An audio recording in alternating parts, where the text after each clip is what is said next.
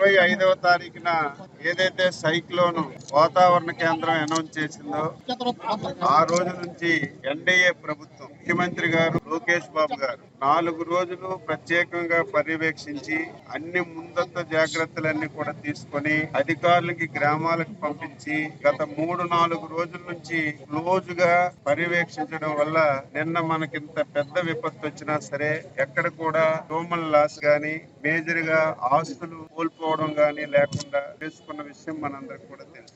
అయితే ఇప్పుడు మనం చేయవలసింది ఏదైతే నిన్న వచ్చినటువంటి తుఫాన్లు చాలా వరకు హార్టికల్చర్ పంటలన్నీ కూడా దెబ్బతిన్నాయి. ముఖ్యంగా వ్యవసాయంలో వరి కూడా దెబ్బతింది. అందులో ఈ జిల్లాలో అరటి కూడా చాలా వరకు దెబ్బతింది. ఇవన్నీ కూడా ఉదయమే స్పష్టమైనటువంటి ఆదేశాలు ఇచ్చాం. ఒక 2 రోజుల్లోనే అధికారులు టీములుగా వెళ్లి ప్రతి గ్రామాన్ని కూడా ఏ పంట ఏ రైతుకి నష్టం జరిగిందో ఎన్యూమరేషన్ అంతా కూడా చేసి 2 రోజుల్లో ప్రభుత్వానికి నివేదిక ఇమ్మని చెప్పాం. ఇచ్చిన వెంటనే కేంద్ర ప్రభుత్వంతో మాట్లాడి నష్టపోయినటువంటి రైతులందరికీ కూడా ప్రభుత్వం ఆదుకునే కార్యక్రమం చేస్తుంది. అదే విధంగా గత 3 రోజులుగా ఎవరైతే ఊరి గుడిసెల్లో ఉన్నారో, ఎవరైతే నాణ్యత లేనటువంటి భవనాల్లో ఉన్నారో వాళ్ళందరికీ కూడా జిల్లా నుంచి ఒక 10,000 కుటుంబాలని ఈ రోజు కేంద్రాలకు తీసుకొచ్చాం. తీసుకురావడమే కాదు, వారికి మంచి భోజనం గాని వసతి గాని ఏర్పాటు చేశాం. వాళ్ళు మళ్ళీ ఇంటికి వెళ్లే సమయానికి ఒక్కొక్కరికి 3,000 రూపాయలు చొప్పున